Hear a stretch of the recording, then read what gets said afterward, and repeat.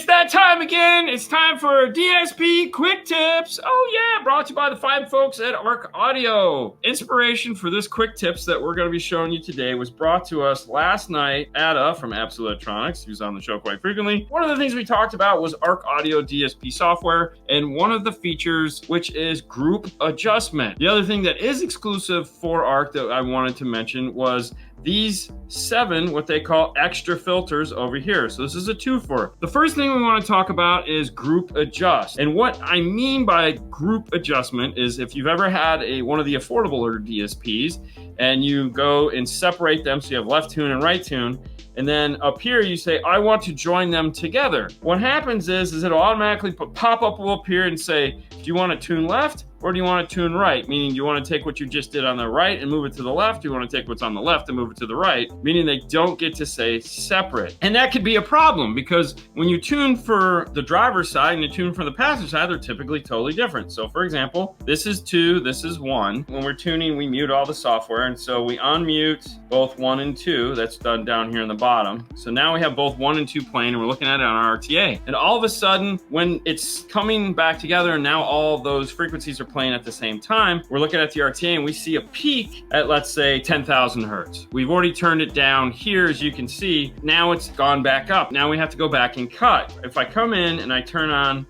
both green boxes, we can then grab this guy and we can start to move that slider down. And we notice it just stopped. So if I'm pulling it down, it just stopped. It won't go any lower. And if I move it, it'll go all the way up. Let's take a look at the other side. So if we look there, we notice that that side is down, and we'll go back and we'll come over here and we'll pull it all the way down. And this won't go all the way down because if we unclick that, we see that the other one is down. What we've done is we've now set extremes for how high or low. It's smart enough to know that I can't go any lower because the other channel is already maxed out for its lowness. So this allows us to go in and make small adjustments for both sides, even though they're totally different, which is good because we've already matched the two. Now we just have some tweaking to do when they both play. Well, let's go in and we're going to look at the mid-range. We'll unclick these and we'll say, here's channel 3, and we'll undo it. And so there's channel 4. Same thing happens, but let's say we got it right. The car was cool and the car cooperated and we didn't have any boost. We didn't have to do anything like that.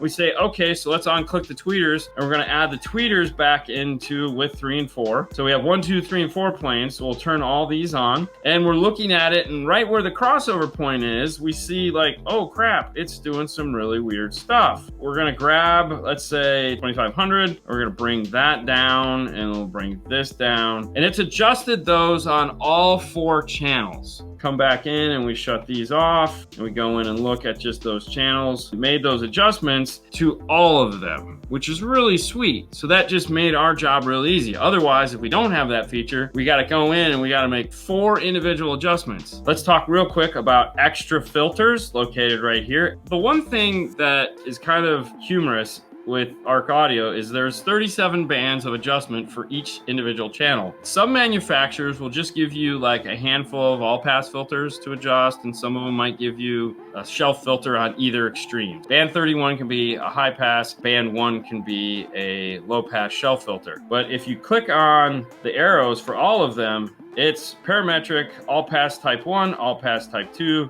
low shelf, high shelf. When you come over here to extra EQ, it's the same way. So now if I want to make a high shelf, because Fernando sits there and tells me, man, it'd be really nice if the tweeters were just a little, just give me a tad bit more, just drop it on there. I say, okay, no problem. So I can come over here and I can pick my frequency between 6 and 8,000. So we'll just call it 69. And now I can come like this. Okay, you're not going to see this. You'll see it on the RTA. There's really no visualization here. No, so I had to ask you, like, there's no visualization here that we can... No, but you'll see it on the RTA as it lifts up all of the frequencies and rolls off. It looks just like a crossover, but the opposite is true too. If he comes in and tells me, hey man, that's a little too hot for me, I can come in and do the opposite. And I can pull all those frequencies down instead of going back in and going like this and this and this. because I have it all set. It's all right. I just need all of them to move at once. Mm-hmm. So that makes it really easy. The other nice thing is I can do the same thing with the subwoofers. For example, if there's a high pass crossover in the system, what did we do before this? A Mazda? We did a Mazda 3 today. It's got an 80 hertz high pass crossover in it, right at the factory subwoofer. Looking at the RTA, and it just goes down. I could come in and I could say, oh, that sucks. I can make a low shelf, which I wouldn't do it here. I'd actually do it in the input EQ. But there again, I could do that here, or if I wanted to mimic that. Lots of funness. The more you spend on a DSP, the cooler features you're gonna get. These are some of the cool stuff from ARC. And this has been ARC Audio's DSP Quick Tips.